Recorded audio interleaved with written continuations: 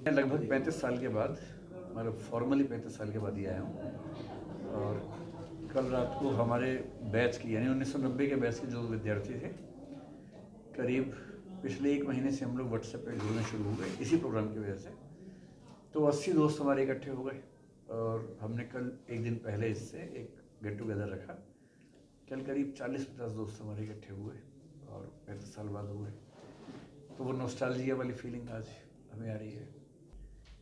तो कुछ कहने के लिए शब्द नहीं है। अपने घर आना वापस, इसको कैसे शब्दों में कहा जा सकता है। सर ऐसी बातें जो परिवर्तन योग्य हैं जिनमें बदलाव की आवश्यकता है, आप क्या कहेंगे? एनईपी में, हाँ सर। मतलब एनईपी पर मैं अभी स्कूल पे क्या क्या उसमें चेंजेस आ रहे हैं बहुत एग्जैक्टली नहीं बता पाऊँगा, लेकिन मुझे ये पता लगा है कि कॉलेज में वहाँ 1 साल 2 साल 3 साल 4 साल में एग्जिट पॉइंट्स उन्होंने दिए हैं। मेरे ख्याल से वो काफ़ी अच्छी चीज़ है।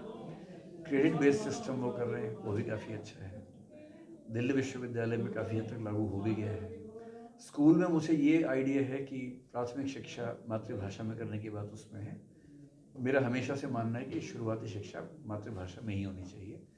तो ये एनईपी की काफ़ी अच्छी बात है मेरे ख्याल। देखिए, शिक्षा का अकेला उद्देश्य रोजगार नहीं है, पर एक बड़ा उद्देश्य तो रोजगार है ही। और सरकार से जो बच्चे उम्मीद करेंगे या पेरेंट्स उम्मीद करेंगे वो तो रोजगार की करेंगे ही करेंगे। तो हाँ, सरकार के हिसाब से शिक्षा और रोजगार में बड़ा गहरा संबंध होना चाहिए। मेरा मानना है कि प्राइमरी एजुकेशन जो 10वीं क्लास तक की है, उसका मूल उद्देश्य रोजगार ना होकर के एक जिम्मेदार नागरिक का विकास करना है, व्यक्तित्व का विकास करना है, जिज्ञासा का विकास हो जाए तो प्राइमरी शिक्षा की जिम्मेदारी पूरी हो जाती है। एक वोकेशनल एजुकेशन जैसा कि बच्चे को ये पता लग जाए कि किस फील्ड में मुझे आगे जाना है, कॉमर्स में जाना है कि साइंस में जाना है कि आर्ट्स में जाना है। लेकिन उसके बाद की जो शिक्षा है उसका संबंध रोजगार से ज़्यादा होना चाहिए। और कोशिश करनी चाहिए कि आईटीआई के माध्यम से या और ऐसे इंस्टीट्यूशंस के माध्यम से स्किल डेवलपमेंट पे काम अभी सरकार कर भी रही है, लेकिन उसको और थोड़ा गंभीर करने की ज़रूरत है। कुछ बच्चे ऐसे होते हैं जो कि पढ़ने लिखने के बाद वो टूट जाते हैं, कहीं ना कहीं उनको रोजगार नहीं मिलता है, तो इस प्रकार की उम्मीदें जता के चलते हैं, तो उनके लिए क्या संदेश देना चाहिए?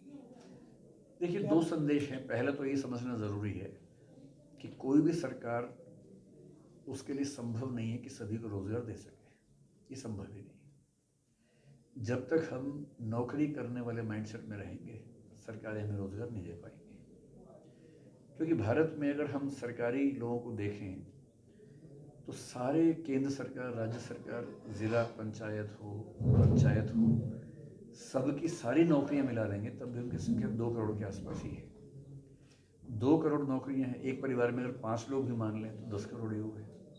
150 करोड़ लोगों में से 10 ही करोड़ ऐसे हैं जिनके घर में किसी के पास सरकारी नौकरी हो सकती है। 140 करोड़ के पास तो हो नहीं सकती है। फिर जैसे जैसे एआई आगे बढ़ेगी, नौकरियां बढ़ने की संभावना कम है, कमी होने की संभावना है। जैसे अग्निवीर योजना थी, उसके पीछे एक बड़ी वजह यह भी है कि भविष्य में युद्ध जो होंगे वो तकनीक से होंगे, मनुष्यों की भूमिका उसमें कम होने वाली है। तो सरकार को 2-3 काम करने पड़ेंगे। पहला काम यह है कि जहाँ जहाँ नौकरी देना संभव है वहाँ ज़रूर दें।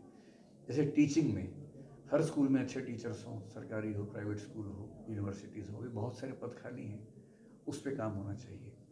सिविल सेवाओं में जहाँ जहाँ जितने पदों की ज़रूरत है उस पर काम तुरंत होना चाहिए और एक निश्चित कैलेंडर के साथ होना चाहिए। जैसे एसएससी में कई बार पेपर लीक हुआ, नौकरी नहीं मिल पाई बच्चों को, तो परेशान होते हैं।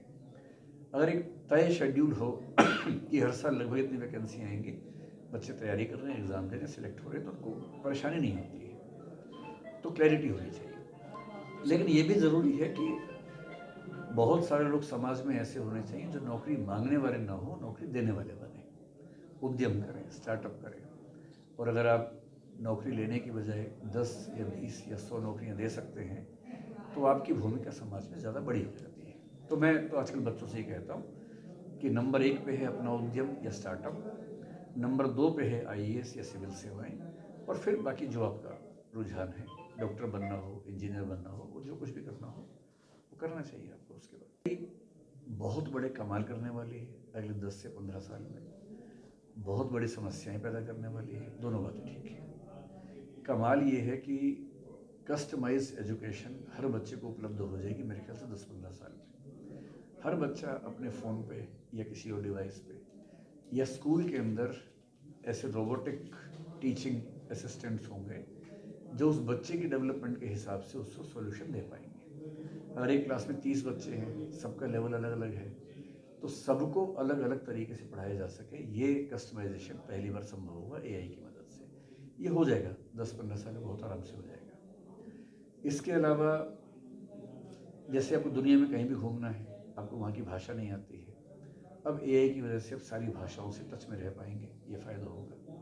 रिसर्च जो होने में हज़ारों साल लगते थे, उतनी रिसर्च एक एक साल में होगी, ये अभी से दिखना शुरू हो गया। और जैसे जैसे क्वांटम कंप्यूटिंग आगे बढ़ेगी, अभी तो एक्सपेरिमेंटल फेज़ में है, मैं मान के चल रहा हूँ कि 10-20 साल में क्वांटम कंप्यूटिंग व्यावहारिक स्तर पे काम करने लगेगी, और वो जिस दिन काम करेगी वो पूरी सभ्यता के इतिहास का टर्निंग पॉइंट हो सकता है।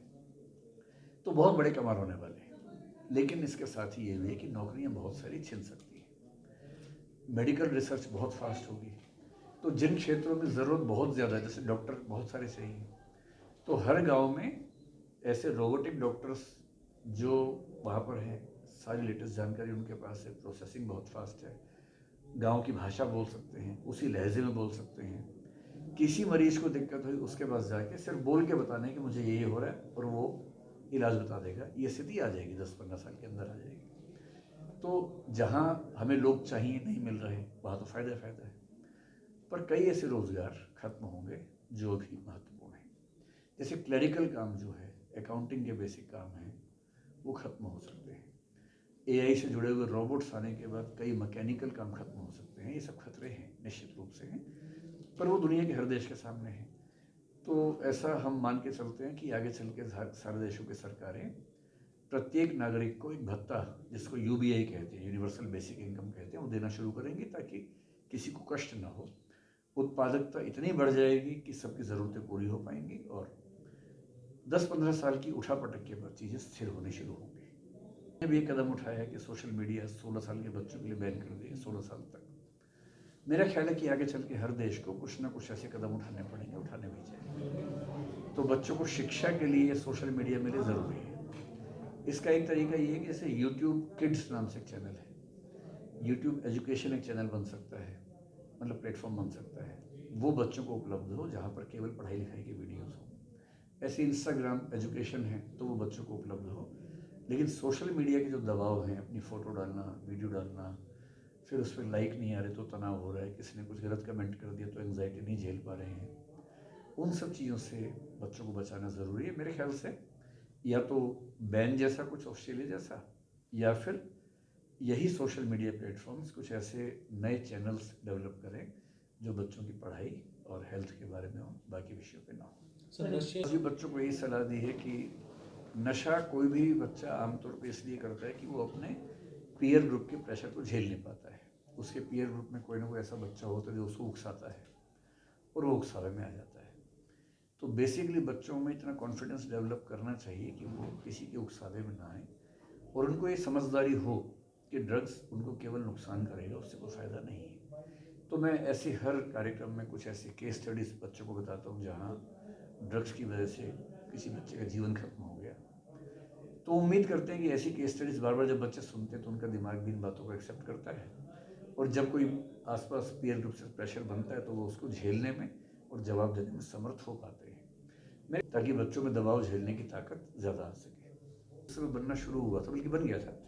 मैं भी जिमनास्टिक्स का प्लेयर रहा हूँ, मतलब भिवानी ज़िले की टीम में भी रहा हूँ स्कूल लेवल पे। तो भीम स्टेडियम में हम खेलते थे, और हमने उसी समय से ये देखना शुरू किया था कि खेलों को लेकर रुझान अलग ही किस्म का है।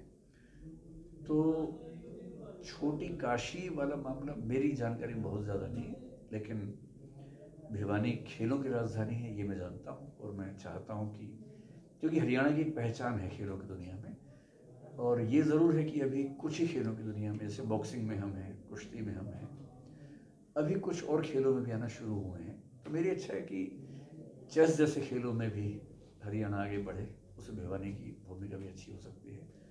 तो मैं खेलों की नगरी के रूप में और खेलों में देश के सबसे समृद्ध शहर के रूप में भिवानी को ज़्यादा देखता हूँ। सर आप इसको पीछे हमारा लोकल लेवल में माना, आप क्या मानते हो सर? आप इस योजना की हो कई सकता है, खासियत क्योंकि एक दिन मेरी योजना के बाद से ये हुआ है कि अब सेना की नौकरियां केवल एक तो सीमित हो गई हैं, फिर 4 ही साल के लिए रह गई हैं।